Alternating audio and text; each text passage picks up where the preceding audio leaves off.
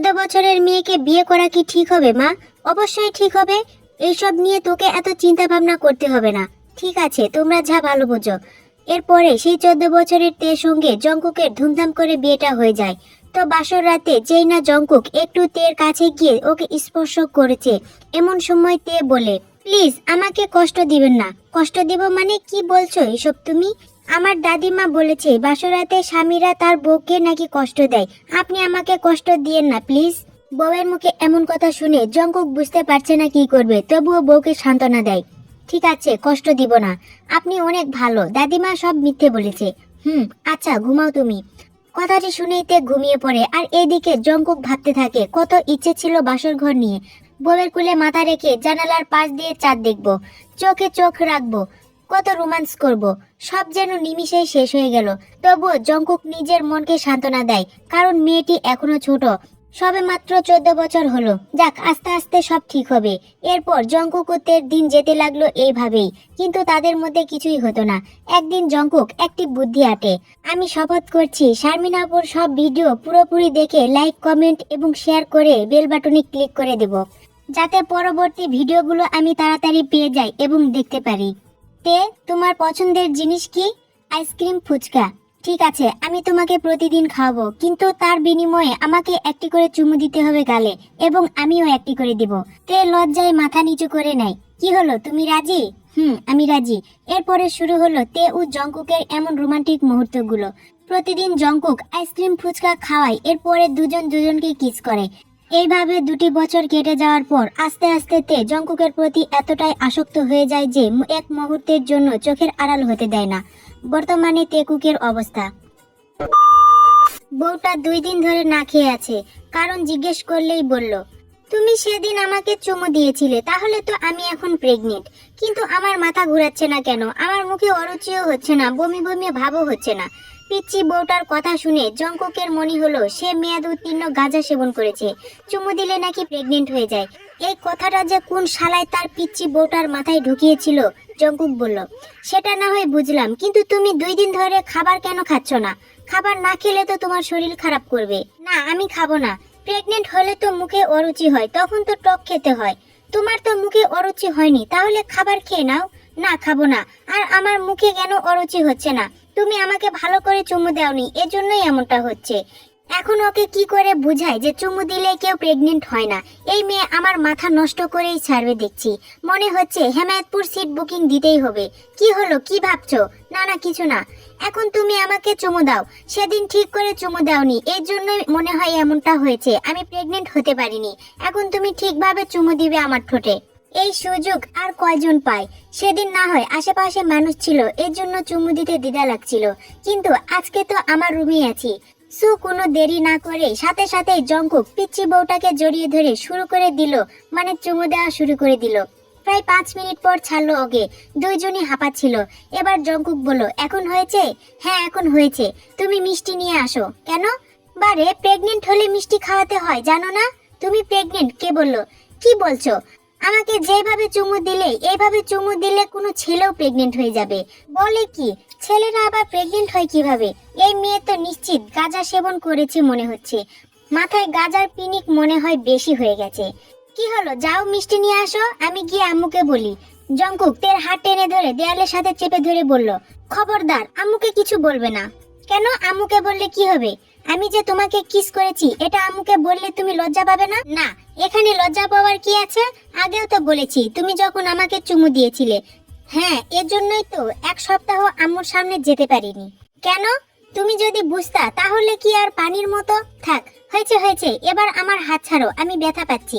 হাত ছাড়তেই তে জঙ্কুককে ধাক্কাতে ধাক্কাতে ঘর থেকে বের করে দিয়ে বলল, যাও মিষ্টি নিয়ে আসো, আর আমি আম্মুকে খুশির খবরটা বলছি।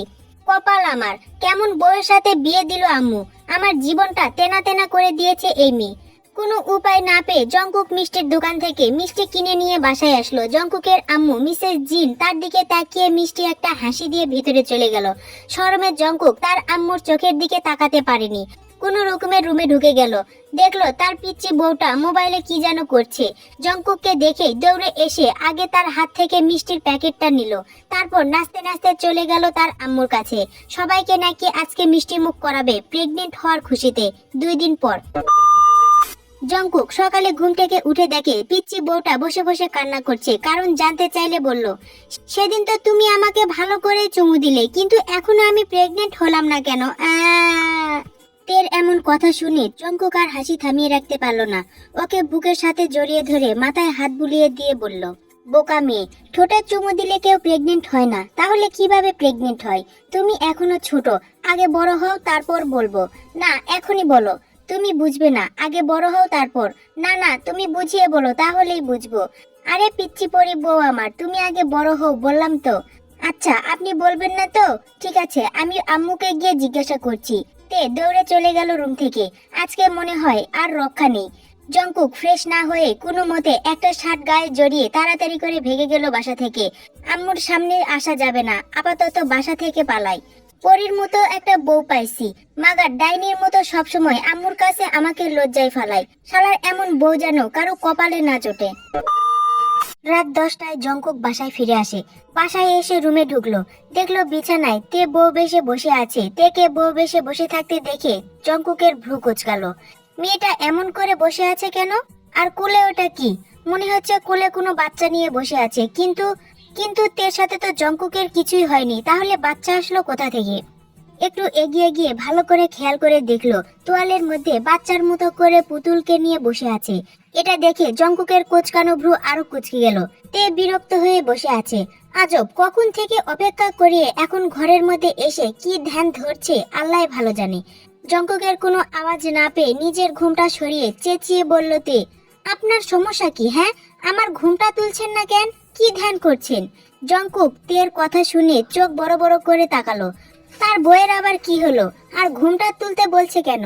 তে জংকুককে তার দিকে এভাবে হা করে তাকিয়ে থাকতে দেখে বলল, আসুন ঘুমটা তুলুন। এই বলে আবার নিজের ঘুমটাটা ফেলে মাথা নিচু করলো। জংকুক অবাকের উপর অবাক হলো। নিজেই ঘুমটা উঠালো, আবার নিজেই ফেলে বলছে তাকে ঘুমটা উঠিয়ে দিতে। তে ঘুমটার আড়াল থেকে বলল, আপনি কি আসবেন নাকি আমি আপনাকে ঘুমটা পরিয়ে সেটা আবার সরিয়ে দিব? জংকুক চোখ বড় বড় করে তাকিয়ে এগিয়ে গেল তের দিকে। অন্তঃপর তের ঘুমটা ধীরে ধীরে উঠালো। জংকুককে তের ঘুমটা উঠাতে দেখে লজ্জা মাখা হাসি দিয়ে মাথা নিচু করলো তে। জংকুক হা করে চেয়ে আছে তার এই বহুরূপী বউয়ের দিকে। একটু আগে নিজের ঘুমটা নিজে সরিয়ে রেগে তাকে ঘুমটা সরিয়ে দিতে বলে নিজে নিজেই ঘুমটা দিল, এখন আবার লজ্জাও পাচ্ছে। কি সাংঘাতিক! তে জংকুকের দিকে তাকিয়ে হেসে বলল, চোখ বড় বড় করে কি দেখছেন? আমি জানি আমি একটু বেশি সুন্দর, আমার পাশে আপনাকে তেমন মানাচ্ছে না, কিন্তু ব্যাপার না, ভালোবাসাবাসি হয়ে গেছে, এখন এটা ম্যাটার করে না। জংকুক কথা বলতে ভুলে গেছে। তে আবার হুট করেই রেগে গিয়ে বলল, আপনার সমস্যাটা কি? দেখছেন না আমি একটা বাবু নিয়ে বসে আছি? জানি এটা পুতুল, আসল আসল বাচ্চা কেউ দিতে রাজি হলো না, ব্যাপার না, পুতুল দিয়েই চালিয়ে নিব। আপনি এখন আমাকে ইচ্ছে মতো বকুন, মারতেও পারেন, তবে আস্তে। জংকুক অনেকক্ষণ পর মুখ ফুটে মৃদু সুরে বলল, কেন বকবো, কেন মারবো? জংকুকের কথায় তে কপালের দুটো থাপ্পড় দিয়ে বলল, আরে আপনি তো দেখছি কিছুই জানেন না, গল্পে পড়েননি? বাসর ঘরে বউ তার আগের বাচ্চা নিয়ে বসে থাকে, আর স্বামী এসে বউয়ের কোলে বাচ্চা দেখে বলে, আমি এই বিয়ে মানি না, আপনিও শুরু করুন, নিন। জংকুক হা করে চেয়ে রইল, মানে তাকে এখন অ্যাক্টিং করতে হবে? তে বিরক্ত হয়ে বলল, আরে নিন, শুরু করুন।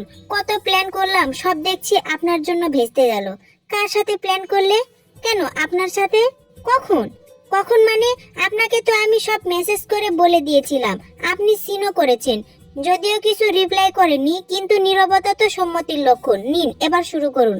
জংকুক ফোন বের করে দেখলো আসলে প্যারাগ্রাফ লিখে পাঠিয়েছিল তার বউ, ভুল করে সিন হয়ে গেছে, কিন্তু সে পড়তে পারেনি। তে অধৈর্য হয়ে বলল, কি হলো, আমার হাত থেকে পুতুলটা নিন। জংকুক বোকা চোখে তাকালো। অন্তঃপর তের থেকে পুতুল নিতে গেলে তে পুতুলকে শক্ত করে ধরে বলল, প্লিজ আমার বাচ্চাকে কিছু করবেন না, ওর তো কোনো দোষ নেই, বলুন। জংকুক হা করে চেয়ে রইল তার বউয়ের দিকে। অন্তঃপর বলল, তুমি তো বললে আমাকে এই পুতুলটা নিতে, এখন আবার দিচ্ছ না কেন? তে রেগে বলল, গল্পেও তো দিত না, কেউ কি কারো বাচ্চাকে জমের হাতে দেয়? মানে নতুন স্বামী যেহেতু বাচ্চাকে দেখতে পারে না, তাই আর কি। নিন, জোর করে আমার থেকে নেওয়ার চেষ্টা করুন। জংকুক মাথা নাড়িয়ে একটু শক্তি খাটিয়ে তের থেকে পুতুলটি নিয়ে নিল। জংকুকের সত্যি সত্যি এই পুতুলের উপর রাগ লাগছে। যদি মেসেজটা আগে দেখতে পেত তাহলে এই পুতুলকে জ্বালিয়ে দিত। রেগে পুতুলটাকে ছুঁড়ে ফেলতে গেলে তে মৃদু চিৎকার করে জংকুকের পায়ের কাছে বসে কান্না ভান করে বলল, না, এ আপনি কি করছেন? ও এত বাচ্চা, বাচ্চারা নিষ্পাপ হয়, ওকে আমার কাছে দিয়ে দিন প্লিজ। আমি আপনার বাড়ির সব কাজ করে দিব, তবুও ওকে কিছু করবেন না। জঙ্কুক অবাক হয়ে তার বউয়ের দিকে তাকালো তো একবার পুতুলের দিকে, ভাবলো এটা সত্যিই পুতুল তো নাকি আসল বাচ্চা। তার বউ যেভাবে কান্না করছে মনে হচ্ছে সে কোনো বাচ্চাকে হত্যা করতে যাচ্ছে। তে জঙ্কুকের কোনো সারা শব্দ না পেয়ে দাঁড়িয়ে বিরক্ত হয়ে বলল, আপনার সমস্যা কি? আপনি ঠিকভাবে তো কিছুই করতে পারছেন না। কিভাবে করব তাহলে? আমাকে বের করে দিন আপনার ঘর থেকে, আমার সাথে এক ঘরে কিছুতেই থাকবেন না বলুন। জঙ্কুক মন খারাপ করে বলল, আমি তো থাকবো। উফ, এটা তো গল্প। নিন নিন, আমার হাত ধরে বের করে দিন। জঙ্কুক অসহায় ফেস বানিয়ে তের হাত ধরে দরজার দিকে যেতে নিলে তে বসে পড়লো আর বলতে লাগলো, এমন করবেন না প্লিজ, আমি তো বললাম আমি আপনার বাড়ির সব কাজ করে দেব, কাজের লোক হয়ে থাকবো, তবুও আমায় একটু ঠাঁই দিন। জঙ্কুক কনফিউজড হয়ে গেল, সে কি এতই অত্যাচার করছে? তার বইয়ের এত নিখুঁত অ্যাক্টিং দেখে জঙ্কুক মাঝে মাঝে ভুলে যাচ্ছে এটা তার বইয়ের গল্প। তে বসা থেকে উঠে বলল, নিন এবার টানতে টানতে বের করুন। জঙ্কুক তের কথা মেনে তের হাত ধরে টানতে লাগলো। তেও তার শক্তি দিয়ে না যাওয়ার জন্য এগোচ্ছে না। হঠাৎ করে তের শাড়ির সাথে পা বেজে জঙ্কুক পড়ে গেল, তার উপরে তেও জঙ্কুকের উপর পড়লো। জঙ্কুক ভালোই ব্যথা পেয়েছে, অন্তঃপর বলল, প্লিজ ওঠো, আমার কোমর মনে হয় ভেঙেই গেছে। তে বলল, আরে না না, ওঠা যাবে না, আমরা তো এবার পড়ে গেছি, এখন সবকিছু ভুলে দুজন দুজনের চোখের দিকে তাকিয়ে থাকবো কিছুক্ষণ। জঙ্কুক কাঁদো কাঁদো সরে বলল, কতক্ষণ? বেশিক্ষণ না, আপনার চোখের পাতা বারবার পড়ে যাচ্ছে, হচ্ছে না। অতঃপর দুই হাতের দুই আঙুল দিয়ে জঙ্কুকের দু চোখ টেনে ধরে বলল, নিন এবার চোখের পলক না ফেলে তাকিয়ে থাকুন আমার চোখের দিকে।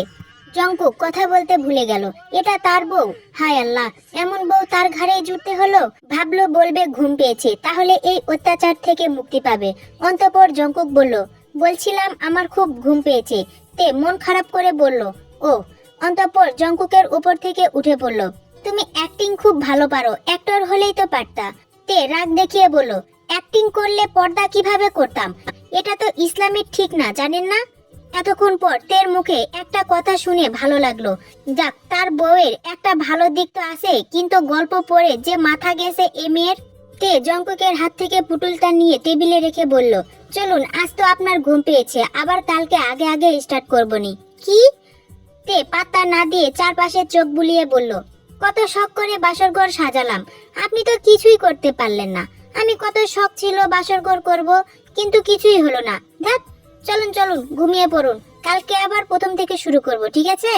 জঙ্কুক কাঁদো কাঁদো মুখ করে বলল, এটা বাসর ঘর নয়, নাটক ঘর। এভাবেই চলতে থাকে দুজন দুজনের ভালোবাসা, যেখানে নেই কোনো অভিযোগ। আজ তের 18তম জন্মদিন। তে আর অবুঝনি, জঙ্কুক তার পিচ্ছি ছোট বউকে নিজের মতো করে গড়িয়ে নিয়েছে। তে এখন ভালোবাসা, বাসর, সংসার, বাচ্চা, স্বামী সম্পর্কে সবকিছু বোঝে। কিন্তু তারপরেও এখনো তেকুকের মধ্যে কিস জড়িয়ে ধরা ছাড়া কিছুই হয়নি। তে তার দাদি শাশুড়ির কাছ থেকে শুনেছে স্বামীকে কাছে না টানলে সে পরক্রিয়া করতে পারে। তাই তেও মনে মনে ঠিক করে রেখেছে আজ সে তার সুদর্শন স্বামীকে তার সবটা উজাড় করে ভালোবাসবে, আর এই দূরত্ব রাখবে না। কথাগুলো ভাবতে ভাবতেই জঙ্কুক রুমে প্রবেশ করে। জঙ্কুককে দেখে তে বসা থেকে উঠে দাঁড়ায়। জঙ্কুক তের কাছে এসে তের কোমর শক্ত করে চেপে ধরে কপালে একটা চুমু এঁকে দেয় আর বলে, আমার পিচ্চি পরীর মতো বউটা এখনো রেডি হয়নি কেন? নাকি আমার থেকে রেডি করিয়ে নিতে চাই? জঙ্কুকের এমন নেশালো কণ্ঠে এমন কথা শুনে লজ্জাইতে মাথা নিচু করে নেয়। তের এমন লজ্জা পাওয়া দেখে জঙ্কুক মুচকে হাসি দেয় আর তের জন্য নিয়ে আসা শপিং ব্যাগটা তের হাতে দিয়ে বলে রেডি হয়ে আসতে। তারা একসাথে নিচে যাবে। তেও আর কথা না বাড়িয়ে চলে যায় রেডি হতে। প্রায় 15 মিনিট পর তে বের হয়ে আসে। তেকে দেখতে একটা বারবি ডলের মতো লাগছে। জঙ্কুক বুকের বাম পাশে হাত দিয়ে বলে, উফ, আমার বউকে তো পরীর মতো লাগছে, মনে হচ্ছে এখনই খেয়ে ফেলি। কি খেয়ে ফেলবো? লজ্জাইতে কোনো কথা বলে না। জঙ্কুক তের হাত ধরে কাছে টেনে তের হাতের উল্টো পিঠে একটা চুমু এঁকে দেয়। তারপর কপালে সবশেষে ঠোঁটে গাঢ় একটা চুমু দিয়ে বলে, আজ মনে হয় আর নিজেকে ধরে রাখতে পারবো না বউ, তুমি কি আমাকে সামলাতে পারবে পরি? তে কিছু না বলে জঙ্কুককে জড়িয়ে ধরে। জঙ্কুক বুঝতে পারে তার বউয়ের মনে না বলা কথা। তারপর তারা চলে যায় নিচে। আজ তের জন্মদিন উপলক্ষে পুরো বাড়ি খুব সুন্দর করে সাজানো হয়েছে। অনেক আত্মীয় স্বজনও এসেছে। তেকুককে নিচে নামতে দেখে সবাই তাকায় তাদের দিকে। দুজনকে খুব সুন্দর মানিয়েছে। সবাই থেকে জন্মদিনের শুভেচ্ছা জানায়। কিছুক্ষণ পর কেক কাটা হয়। রাত প্রায় 10টা 20-এ পার্টি শেষ হয়, সবাই চলে যায়, শুধু কাছের আত্মীয়রা থেকে যায়। এখন সবাই সবার রুমে চলে যায়, বর্তমানে তেকুক রুম। শোনেন না, আমার খুব ভয় করছে। ভয় নেই পাখি, আমি আছি তো। আমি জেন্টাল থাকার চেষ্টা করব, প্লিজ এখন আমাকে বাধা দিও না, আমি মরে যাচ্ছি, বুঝতে পারছো না আমি কতটা হার্ড হয়ে আছি? যদি ব্যথা পাও তাহলে আমায় শক্ত করে চেপে ধরবে, ঠিক আছে? বলে জঙ্কুক দেশ স্বাধীনের কাজে লেগে পড়ে।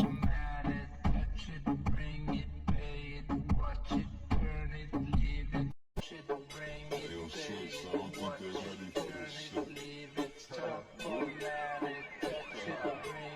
Hey, let me take their ass back to the club real quick.